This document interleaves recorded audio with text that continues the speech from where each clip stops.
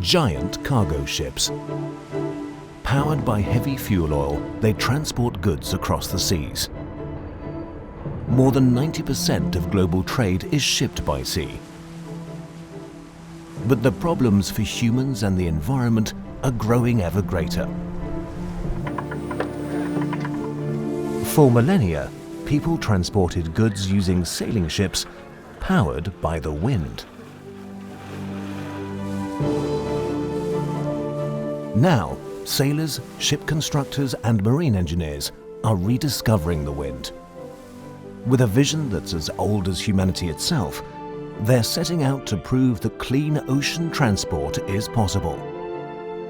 In collaboration with the world's best ship designers, they're developing a freighter that can sail. It's hoped that a new generation of wind-powered ships will prompt a shift to alternative energies on the high seas. Will the container ships of the future be sailing ships? About ship helms alee!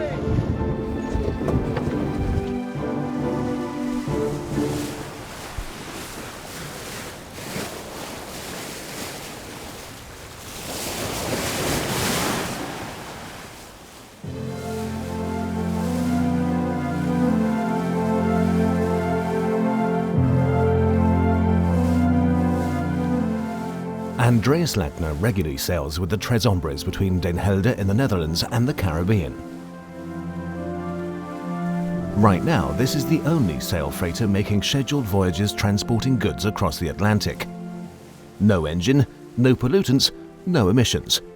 Lackner's company is called Fair Transport.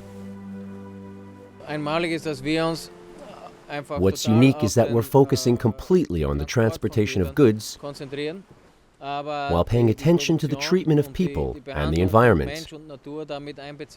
That's why it's called fair. There's fair trade involved. It's fair to people and fair to the environment. And it's possible. There are no drawbacks. It just makes sense when ecologically friendly products are shipped to Europe with a ship like the Tres Hombres.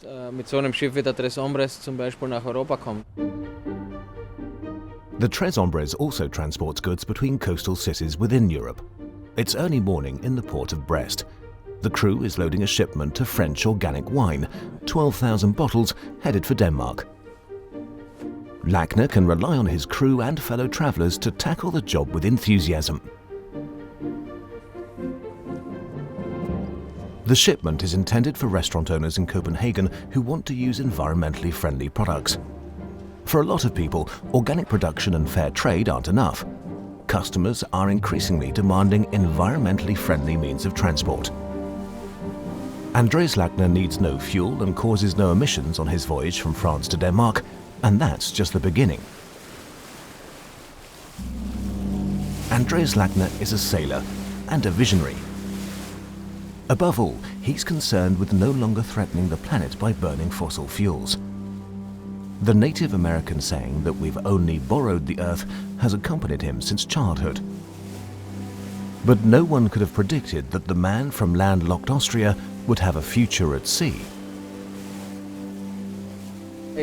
Back then, 15 years ago, I wanted to break out of my surroundings, a village in Austria. I wanted to go to South America, and I didn't want to fly there, but make the crossing with a sailboat if possible.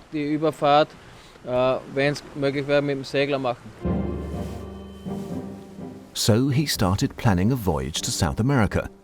But flying was out of the question for the environmentalist. He wanted to find out what possibilities wind energy offered and what could be done with a sailboat.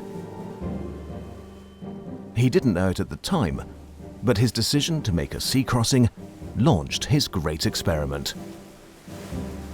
And then I had the chance to work as a cabin boy on the Europa, a Dutch bark, a traditional ship, and cross the ocean. Sailing has been a major part of his life ever since then.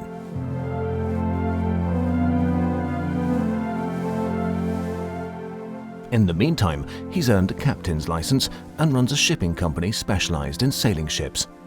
It's a successful business with 10 employees. Basically, what we want is to get all cargo ships under sail. Tres Hombres is only the beginning of this revolution.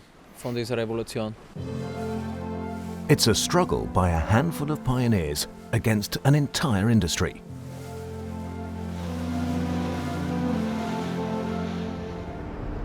The global economy depends on goods reliably reaching their buyers. Most of the cargo is transported by sea. The loading technology is becoming increasingly automated and the ships ever larger. In Hamburg alone, nearly 9 million containers are handled each year, an average of 24,000 per day. The owners of the Auerbach Shipping Company have only been in the business for a few years, but Lucius Bunk and Alexander Tepper's sales figures have been rising continually. They know what's important in the sector. Here in Hamburg, when you look at the container bridges on the Elbe River, you see that in container shipping, just in time is a strategy whereby the whole shipping process functions like a bus route. You know precisely when the ship casts off in Shanghai, and it's timed practically down to the minute that the ships land with the high tide at the Altenwerder container terminal and can be unloaded at 11 a.m. on a Monday morning. But the wind and weather can't be timed down to the minute. In this business, wind is considered an uncertainty factor. One problem with wind is that it's not always there. You sometimes have windless days. Just-in-time operations need for ships to be able to move independently of the elements. So wind can only play a role as an additional energy option. Wind power alone will be difficult. Und dass das im Grunde nur als Zusatz eine Rolle spielen kann. Also ausschließlich Wind wird schwierig. That's why shipping companies depend on fossil fuels. Whether freighter, tanker or bulk carrier, the more than 100,000 cargo ships plying the globe's seas do so with engines powered by marine diesel and heavy fuel oil.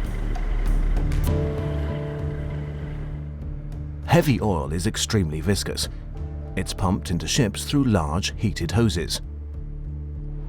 It's a residue left over from the production of gasoline and diesel, a black mass containing high concentrations of pollutants.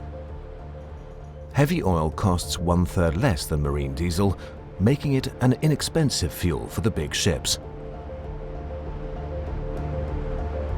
Bunker barges supply the fuel directly to the giant ships at port.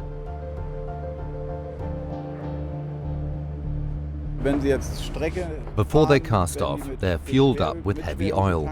They can take on a maximum of 12,000 tons of heavy oil. Most freighters release what remains in the engine after combustion into the air, unfiltered. It's a dangerous cocktail of toxic pollutants, soot particles, and fine particulates. Lackner observes these ocean-going behemoths with concern and incomprehension. We saw a freighter near us that was headed in the same direction as we were. The black smoke coming out of its chimney was blowing to its fore, in the same direction it was going. So the wind was coming from behind, and we were going as fast as it was, but without burning a single liter of diesel. Situations like that can also be observed off the German coast too, like here at the Bull Beacon, the main landmark in Cuxhaven. The North Sea is one of the most heavily trafficked shipping areas in the world. At any given time, there is an average of 1,000 ships on it, and that number's set to rise. As soon as the ocean liners reach the coastal waters, they have to switch from heavy oil to the more expensive marine diesel. That's required by environmental protection regulations. But the pollutants that are created by burning heavy oil don't simply dissipate on the high seas. Depending on the wind direction, they can be blown to the coast and beyond, further inland. It's not only those living on the coast who are affected.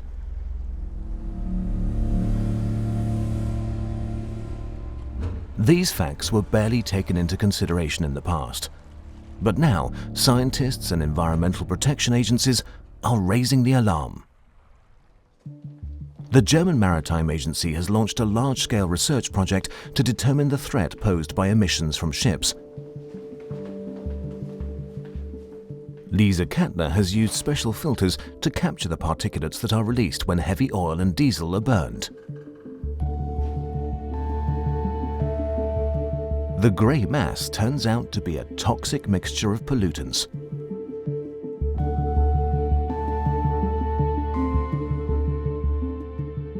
This is the first time the extent of ship emissions in one region has been investigated so thoroughly. The results are necessary in order to draw up stricter environmental guidelines for shipping. Here we have different substances which we have just analysed in our filter. We have the environmentally hazardous pollutants, sulfates and nitrates, which are created by sulfur dioxide and the nitrous gases. They cause acid rain, which is contributing to the acidification of the seas. Then we have pollutants that are harmful to humans, where the smaller the particles are, the deeper they can be breathed into the lungs. Those are soot particles and the organic substances that adhere to the soot particles and are in part carcinogenic. Then we have heavy metals, which are harmful to both the environment and human health. We can analyse all of that in our filters.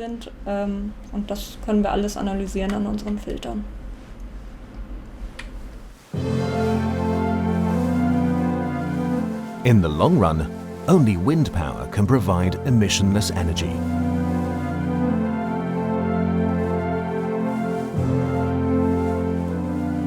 About ship helms alee!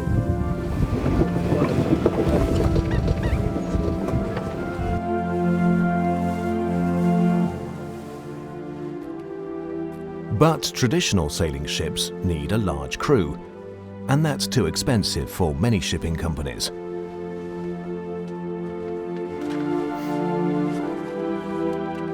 Andreas Lackner is searching for a contemporary solution in order to revolutionize cargo shipping.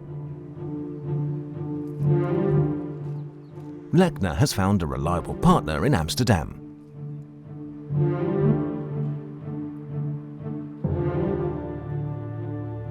Dijkstra Naval Architects is known for its innovative sailing yachts.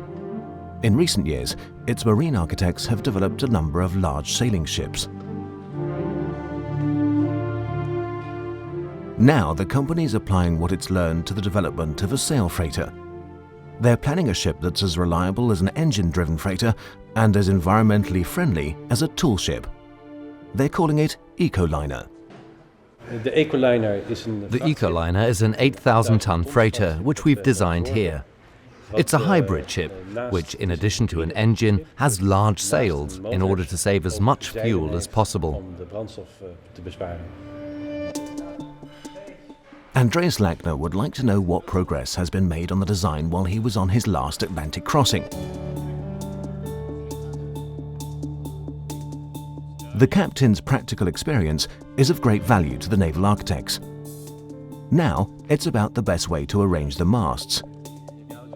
They have to be placed to make sure there are no problems with loading and unloading, and that the almost 140-meter-long ship can sail safely, even with heavy cargo. In any case, a new sail system is to be the central part of the Ecoliner. The rigging of the Ecoliner consists of a dyno rig. It's based on a concept developed by German engineer Wilhelm Preuß in the 1960s and 70s.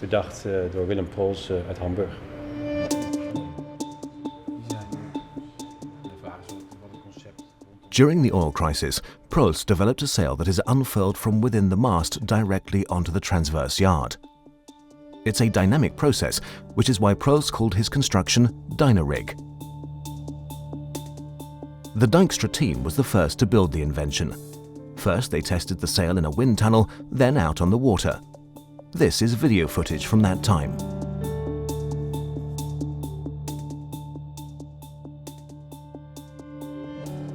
The sails could be furled into and unfurled out of the mast like a roller blind. The prototype had a crank to do that, but now the process is motorized. That's different from the old tool ships with at least 3 masts. Dijkstra made the construction a reality with the Maltese Falcon, a luxury yacht larger than the Gorg Fock. It's been providing the ship designers with valuable data for years. The Maltese Falcon has a data transmission system based on measuring probes integrated into the carbon fiber masts. The data are constantly transmitted to the mast builder here in the Netherlands, and they help us to develop the dyno-rig further for use on the Ecoliner. So the naval architects are directly applying the experience they gained from the Maltese Falcon to the Ecoliner. It's no doubt going to be an amazing experience. Sailing across the ocean on a ship like this, the first sail freighter.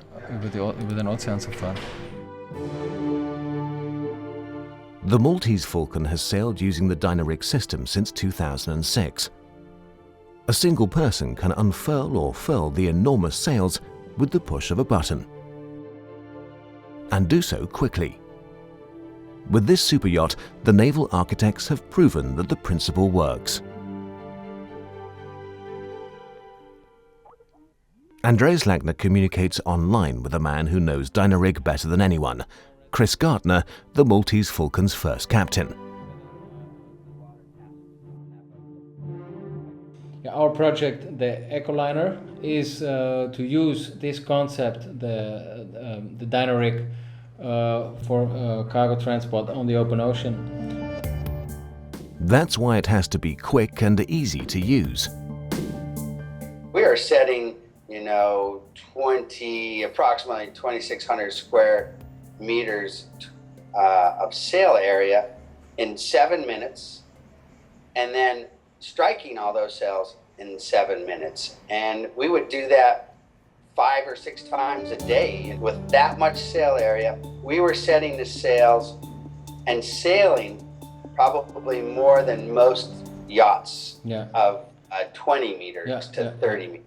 I mean, that's how easy it is. And I mean, that says a lot. That says a lot about the technique and the system, how it is made. How safe is the system in heavy weather? We could sail that boat in light winds. We could sail that boat in heavy winds. We did it as much as we possibly could. And the amount of fuel we did not use was incredible.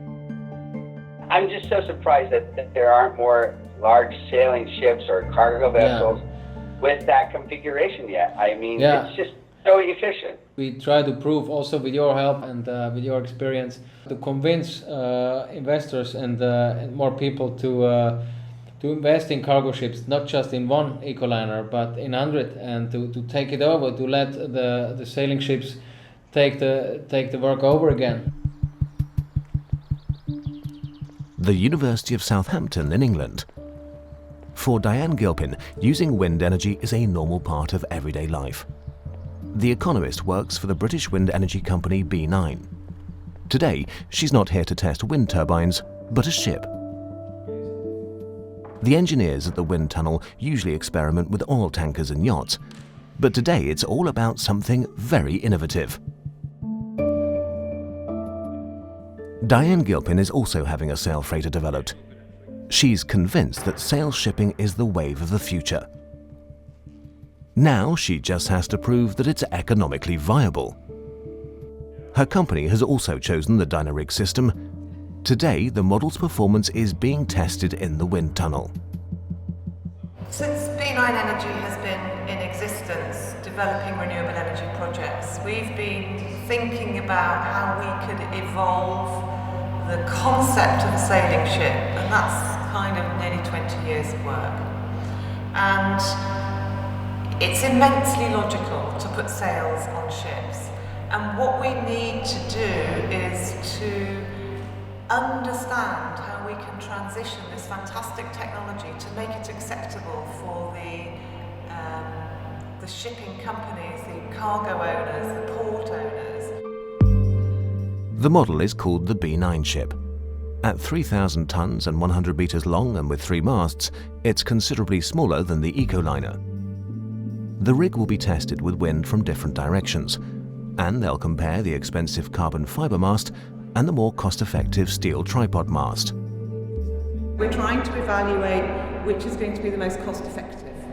However, we're looking at the technical, we're looking at the financial, and then we're looking at the regulatory. So each of those systems needs to be assessed in the context of each other, how they interplay, the interconnectedness of it, and then we will find an optimum solution for the demonstrator vessel. Since the clipper ships were abandoned, some 100 years of development have to be caught up on in a short span of time. The sail freighter of the future is intended to be superior to engine-driven cargo vessels. Every wind tunnel test adds weight to that argument. So it's a continuous circuit. So how do you get to go faster? You just turn the propeller. So you make it faster. So it's just like a hairdryer. So the more electricity you get, the faster the fan goes and the faster the wind will go. The course for today is clear. Crosswind. How much propulsion does this wind direction cause, and how does the rigging respond? The telltales indicate the optimal entering angle.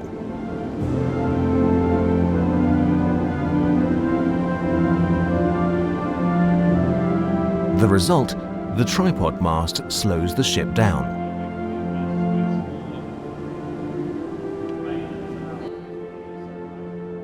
That one will be likely to be cheaper to build. This one perhaps more expensive. This one will be more expensive to run. This one less expensive to run. Over the lifetime of a ship, which is 25, 30 years, we can evaluate the operational cost against the increased capital cost and make a commercial decision about what's best for the customer over the long term. The builders of the B9 ship also want to know if it's safe.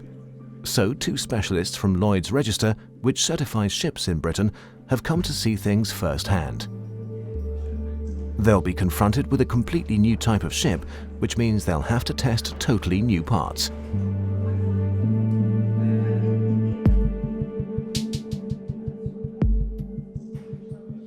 We do have rules and regulations for sail-assisted propulsion, and that's a good starting point. And we never are an obstacle to this kind of innovation as a classification society, and we have techniques and methodologies based on risk, which will help us appraise and approve a safe design. The B9 has global appeal in view of increasingly strict environmental protection regulations. Wind is part of a solution to the green shipping challenge. It could be a realistic solution for some ships, and frankly, if I would be a ship owner, I would be interested in a project in which wind makes business sense for me. The technology is here today, and hopefully with all the stakeholders that are being involved, we can see hopefully in the next 5 years to a few more of these ships.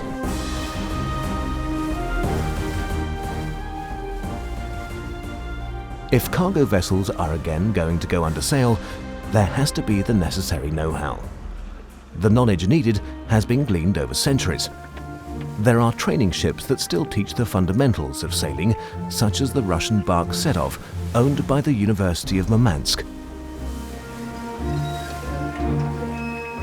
The students learn how to safely sail a tall ship across the ocean.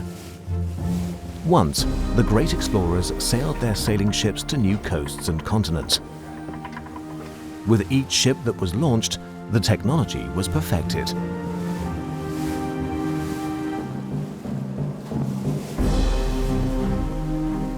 Captain Nikolai Zorchenko has made it his goal to preserve and pass on that knowledge and those skills. Our wind, he is blowing million years. He is blowing, and the people must use in our purposes this gift of God.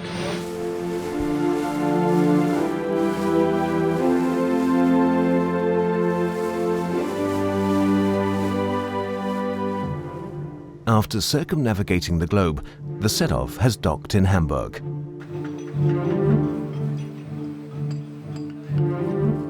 Zorchenko is convinced that training on tall ships is the best basis for the sailors of the future.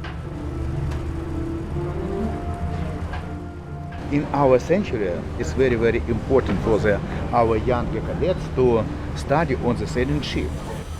Today we have a modern ship, container ship, tanker ship, nuclear ship, icebreaker, and so on, so on. But the foundation of all our maritime life is a sail, is a deck, is a ropes, and so on, so on. In Hamburg, Zorchenko welcomes Captain Gerhard Lickfett on board.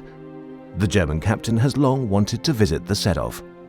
Wonderful ship, a wonderful ship, and you sailed around the world. Africa? Yes, around the Cape Horn, Cape Good Hope too. Lickfett is a tall ship captain who trained on the trade winds. Now he's interested in the Sedov's rigging. His knowledge is increasingly in demand from the builders of modern sail freighters.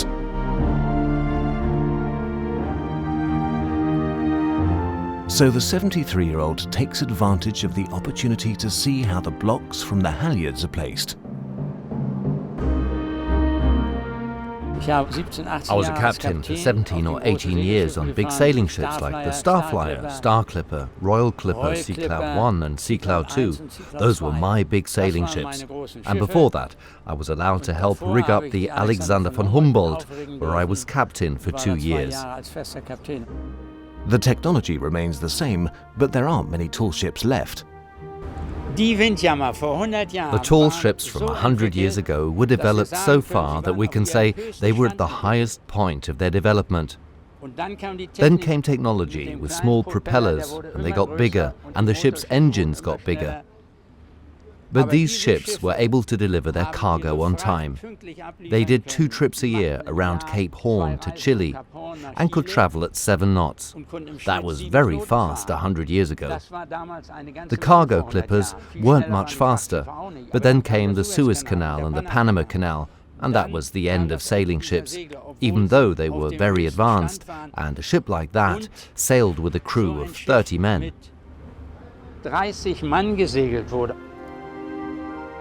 The era of the tall ships could continue. Their past, at any rate, has sparked the interest of scientists.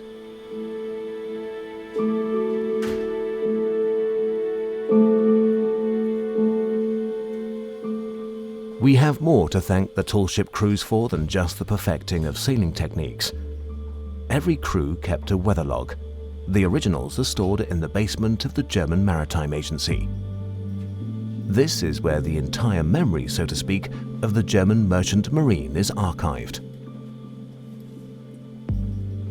Hundreds of meters of shelves store the meteorological logbooks of the big trading vessels, including the Sedov, which used to be called the Magdalena Winnen.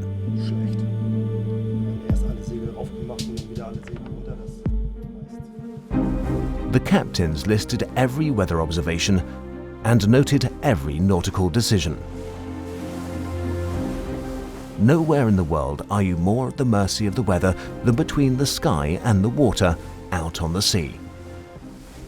What the tall ship captains logged back then is of priceless value today. Scientists are gradually fetching the data from the cellar. The weather logs are being scanned as part of a meteorological research program.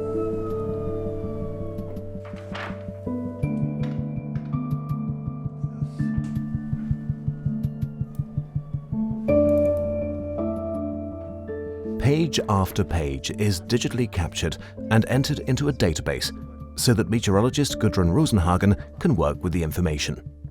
She reconstructs the wind and weather conditions of the last centuries. People on ships have always observed the weather and the wind. The data are there, but handwritten, very carefully and clearly noted. They have to be available in a digital form so that we can analyze these masses of data and find out what the weather used to be like, what was the climate like, whether things changed, and we use that to measure climate change for the future. Rosenhagen consults with her colleagues at the Operational Advisory Service to get the latest weather data. Yes, the wind is picking up massively here, isn't it? The team here keeps direct contact with the ships out at sea. Private sailing yachts as well as container ships need precise information of the kind the German Weather Office provides. In the past, we just had sporadic weather observations that often weren't even passed on. The weather services collected the data for themselves, and what was missing was the global context. That's not the case anymore. Today we have tens of thousands of weather stations worldwide, satellite data, reports from ships, which all collect important parameters such as air pressure, wind, air temperature, water temperature, and the data are analyzed at our centers. The freighters profit from that. The German Weather Office advises dozens of ships each day on which route is the quickest and most efficient. And wind plays a big role. Even engine-driven ships use the wind, sometimes managing to get 1 or 2 days ahead of schedule. We'll be forced to use this wind energy that's there. It's always there and it's free. These steady wind systems like the trade winds and the westerlies. Nowadays, wind and weather can be more accurately predicted than ever before. Thanks to satellite technology and electronic communication, weather data can be accessed nearly anywhere in the world. The designers of the Ecoliner are putting the reliability of this information to use. With the new technology we've developed, we can use the wind more efficiently. We're working on a computer program that's tailored to the needs of the ship, to be able to calculate travel times as precisely as possible. Tis Nichols and his employees are eagerly waiting to hear what experience Andreas Lackner was able to gather on his last Atlantic crossing.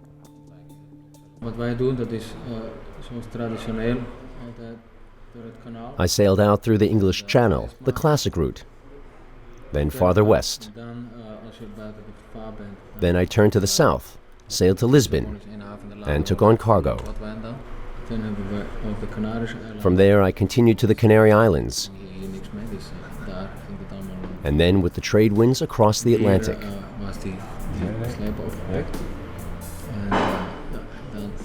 On the way back I went from the Bermudas up to the Azores.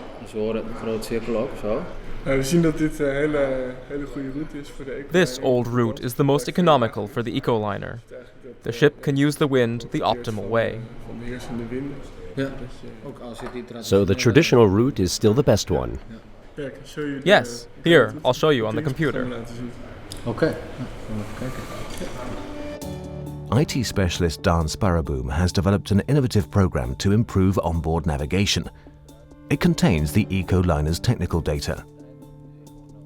In addition, the program is constantly accessing the latest weather forecast, for instance, wind direction, wind force, and wave height. Then it offers several possible routes to the desired destination.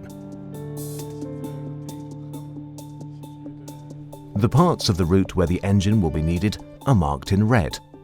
Green indicates where the sails can be used. And the time needed is listed for every route. The route and fuel usage depend on how fast I want to be.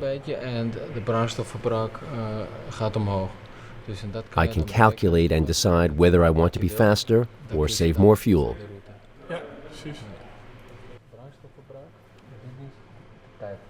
The investment costs for the ship and the routing program are quickly compensated by the fuel costs the Ecoliner saves. The routing program, the Dynarig and the hybrid drive make the sail freighter calculable, allowing it to fit into the just-in-time strategy of the logistics sector.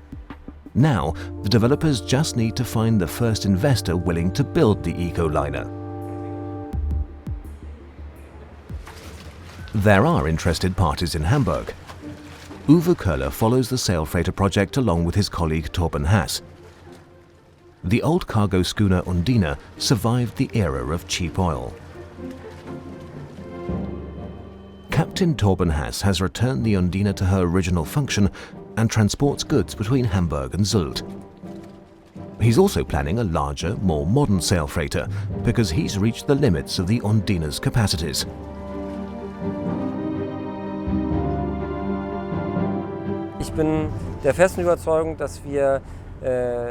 I'm firmly convinced that we can earn a lot of money with cargo shipping under sail. I think we're at that point now. The best argument for that is that this is a ship from 1931 and it can compete with trucks. The direct competition on the Hamburg-Sylt route are trucks.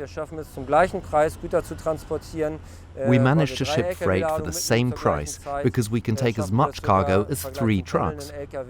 And in the same time or even faster. And it's sustainable.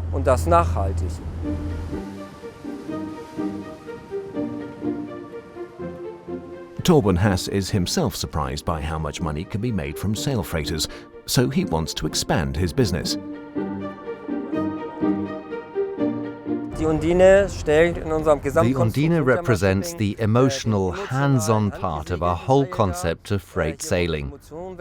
We want to use the Ondine to appeal to people's emotions, emotions that make people ask the question, might this be worth it? And in the next phase, we want to build big sail freighters, modern sail freighters, that can be used in global cargo shipping and can prove that sailing is efficient.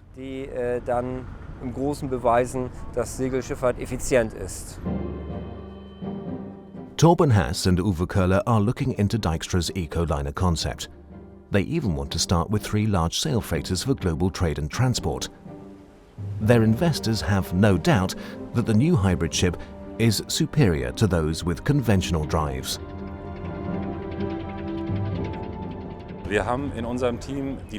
In terms of construction, we have the best people in the world on our team. The shipyard we have has proved repeatedly that it's capable of assembling complex systems on time. We don't see this as a risk, but as an opportunity. And it's high time that we address the topic away from the established structures, whether it's banks, shipping companies, lawyers. We want to manage our project totally independently of these structures. And that's exactly what we're doing.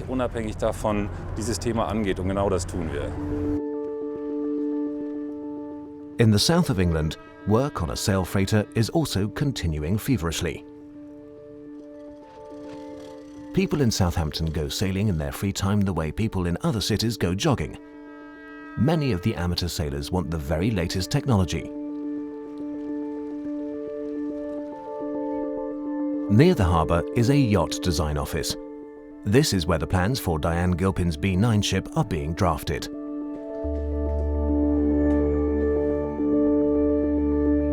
She chose Rob Humphreys as the naval architect. His high-tech yachts race in some of the most famous regattas in the world. As with a racing yacht, the materials are tested to their limits. Builders of racing yachts test their properties right down to the last detail.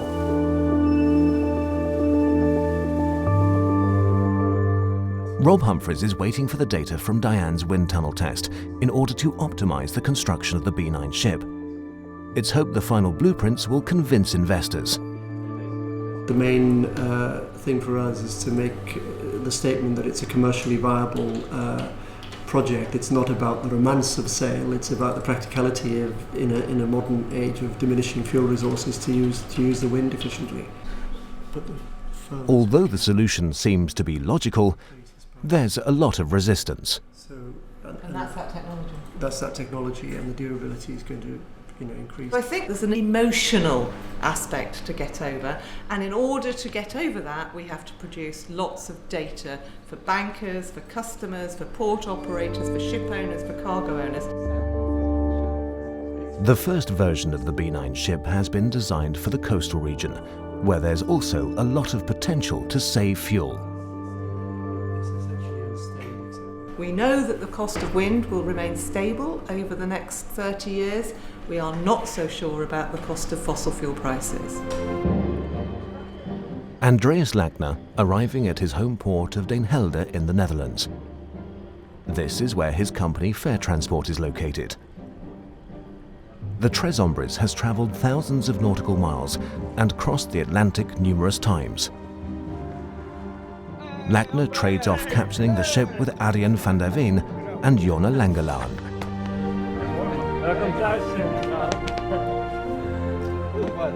You can produce organic, but if you transport it with pollution like with conventional shipping, then how organic is that product on at last? The three captains meet only a few times a year, and then they talk about how they can make their vision of fair transport and clean shipping competitive on the global market. The sailors are considering many different ideas. The search for investors for the eco-liner is proving to be difficult, but the men are determined to realize their vision, so they're considering investing their entire company capital into the development, and whether they should build more sail freighters like the Tres Hombres. We're ready for the next step, to build large ships for a sustainable future.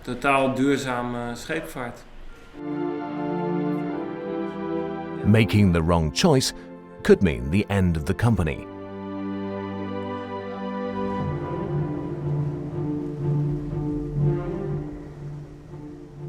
Being innovative and developing prototypes is always risky. The E-Ship 1 is at the Cassen shipyard in Emden. It was launched here in 2010, but it's been in the dock here for months due to serious damage. The tall cylinders, called Flettner rotors, are meant to use wind power to save on diesel fuel. Like the Ecoliner, it's a hybrid ship that combines conventional fuel with wind power. Michael Fars, a professor at the Maritime College in Emden-Leer, is convinced the Flettner rotor is effective. He's already working on the next project using this wind energy system.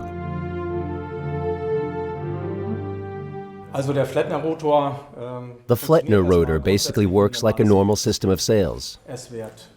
Wind energy, the current, is converted into thrust, and the thrust is used for propulsion. But here, the textile sail is replaced by a rotating cylinder. We'll get this going and watch. The cylinder rotates. Through friction, a rotating field of air is created around the cylinder, and this rotating field of air interferes with the air current. That creates on one side, here on the front side, an area of low pressure, and on the rear side, an area of excess pressure. And that difference in pressure creates thrust, which can be used to propel the ship. But it's only possible to save fuel using the Flettner rotor under certain circumstances, namely when there's wind from the side. But even then, the diesel engine has to be running constantly. And there are no official numbers yet indicating just how much fuel can be saved with this system. Of course, it depends on the wind conditions. There are routes with very good side winds, which are ideal. And there, we're around maybe more than 30%. But there are also areas with very weak winds where we don't reach that level. The Flettner rotor isn't a success story yet. The technology is complicated, the construction expensive, and there's little money-saving potential. But as oil prices rise, so too does the pressure on shipping companies. So they're looking for alternative means of powering their vessels. The entire sector is talking about green shipping. Shipping is the lifeblood of global economy. And if we don't address the challenges that increases in populations and corresponding increase in global trade is going to bring our way, then we're all going to be in trouble. So I think the shipping sector is being very responsible at the moment and looking at alternative solutions to propulsion, and wind is amongst that. But instead of investing in wind power, the shipping companies are using liquid natural gas, or LNG. We've thought a lot about LNG, using gas to power ships. What's very clear is that either the ship itself or the ship's engine unit would become much more expensive. If an investment you make now isn't amortized over 25 years, then it looks good on paper, but it simply can't be implemented, because you also have to find the money to build the ship. The future is uncertain, both for ships that burn heavy oil and for those that burn LNG. Aside from that, the production of LNG is controversial because it can lead to new environmental destruction. It's clear that fossil fuels are running low and becoming more expensive, and they're an environmental problem. Even if ships only burn LNG, that still releases carbon dioxide into the atmosphere. The extent of the environmental pollution already caused by ships is shockingly obvious on the island of Neuwerk. Here, physicist Volker Matthias measures the pollutants from ships' chimneys. The 30-meter-high radar tower offers ideal conditions for taking measurements like these.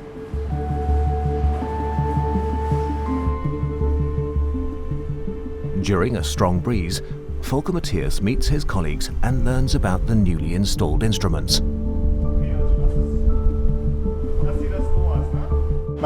It's assumed that shipping traffic will increase by 2% each year. That will also be the case in the North Sea. Pollution from ships will continue to increase, while on land there are already a lot of emissions-reducing measures being taken. For instance, that cars have to produce fewer nitrous gases, so we assume that in the next 20 or 30 years the amount of pollutants from ships will increase even more. A new remote sensing unit has been installed on the tower. It measures pollutants a great distance away. Using light refraction, it measures the exhaust plumes of passing ships and the levels of pollutants in them. The system is fully automated, so we don't have to do anything at all by hand.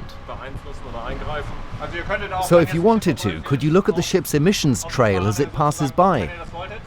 We go through a total of 4 different positions in the azimuth and a different angle in the elevation, in order to make sure that we really measure the ships that enter or exit Hamburg several times.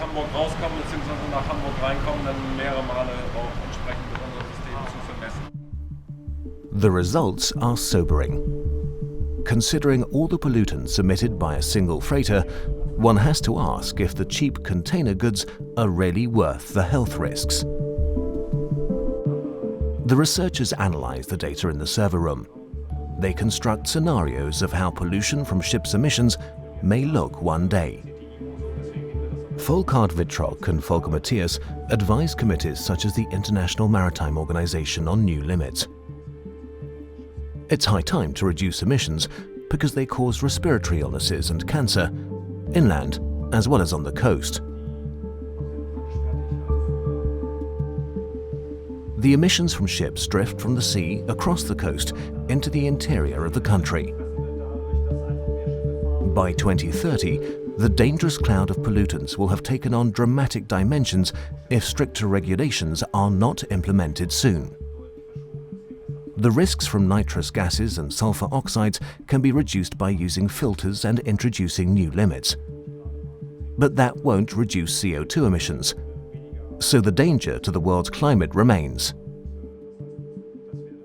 I think that in the long run, the potential is definitely in wind energy, but when exactly that will be is hard to say. I think we're in a transitional phase. The shipping industry will have to figure out how to replace heavy oil as fuel in the long run. Our reserves are limited, and we also have to see how much CO2 we actually want to emit into the atmosphere. So I think it's time to look at what role sails can play. I think that by 2050 we'll have a considerable share of wind energy. I'm firmly convinced of that. Gudrun Rosenhagen hopes her research will help reduce CO2 in the future. Fuel oil is growing increasingly scarce, and the energy is there. It's free, and nothing's more obvious than that we should use it, for cargo shipping as well. The cost for damage to the environment and our health are not included in cheap container goods. But the consequential costs are being carried by all of us so far, They're a burden on the taxpayer and the healthcare system.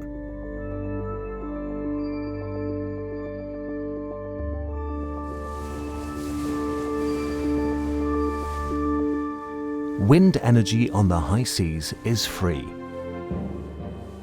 And it could show the way to a more sustainable future.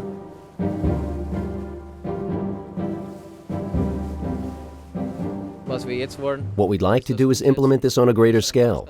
Our goal will have been reached when all the cargo ships in the world are under sail.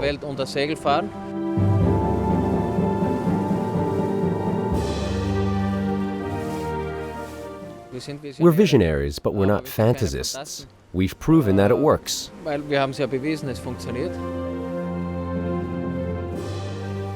So whoever builds the first modern sail freighter will no doubt go down in history.